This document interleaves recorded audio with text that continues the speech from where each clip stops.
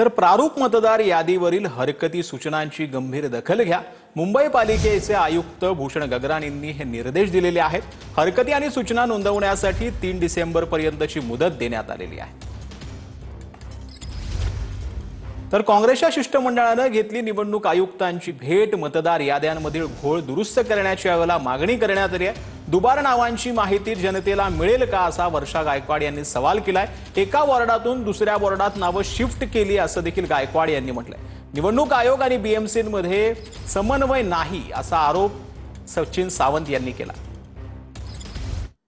2024 पासून जर बघितलं तर कुठल्याही तऱ्हेची मतदार यादी डिक्लेअर झालेली नाही आणि त्यामुळे लोकांचे जे नावं आहेत ती एका विभागात हा 9 वर्षापासून एक वॉर्ड आहे, पण ह्याची नावं जी आहेत 7,000 ते 10,000 नावं एका वॉर्डमधून दुसऱ्या वॉर्डमध्ये शिफ्ट केलेली आहेत। आज आम्ही विचारलं, त्यांनी सांगितलं की त्यांनी परिपत्रक काढलेलं आहे आणि अशा तऱ्हेचं जर सुमोटो सुद्धा अधिकाऱ्यांना अधिकार दिलेले आहेत किंवा अशा तऱ्हेची तक्रार आली तर त्या ठिकाणी तिथले असलेले जे सहाय्यक आयुक्त आहेत त्यांनी कारवाई करायची आणि ती नावं जी आहेत त्या मतदारसंघात घेण्यासंदर्भामधला मला वाटतं त्यांच्या माध्यमातून गाईडलाईन गेलेले आहेत। मी अपेक्षा करते की त्या संदर्भामधली कारवाई येणाऱ्या काळात होईल।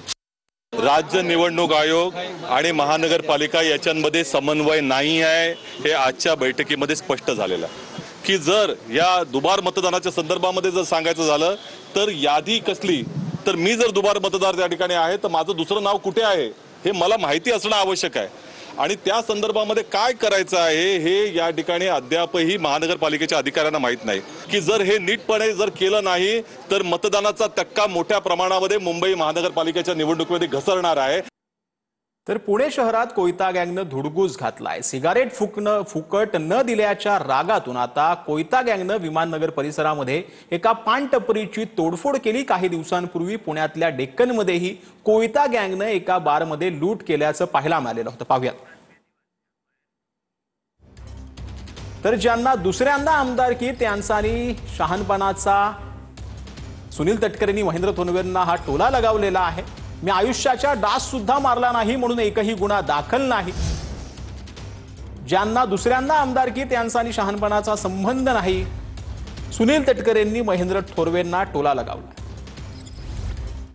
ज्यांना दुसऱ्यांदा आमदारकी मिळाली त्यांचा आणि शहाणपणाचा आयुष्यात कधी संबंध आला नाही, त्यामुळे त्यांना ते बोलण्याचं काय कारण। गुन्हेगारीचे सगळे कायदे, सगळे भंग, सगळे काय झालेले आहे। अधिक बोलायला लावू नका। मी तुम्हाला खरं सांगतो, सुरुवात तुम्ही केलीत, एक वेळ शेवट मला करायला लागेल तर राजकीय सांगतो मी आयुष्यात साधा डास सुद्धा मारले नाही, म्हणून माझ्यावरती कधी कुठलाही फौजदारी गुन्हा सोडा कुठलीही केस दाखल झाली नाही। आपल्यावरती का झाली काय नाही झाली त्याचं आत्मपरीक्षण आत्मचिंतन आपण। तर चंद्रपूरमध्ये खासदार प्रतिभा धानोरकरांनी भाजपवर गंभीर आरोप केलेले आहेत। पैसे देऊनही मत विकत घेण्याचा प्रकार सुरू असल्याचा आरोप त्यांनी केलाय। निवडणुकांआधी 2000, निवडणुकीनंतर 3000 पोहोचवले जात असल्याचा आरोप करण्यात आलाय।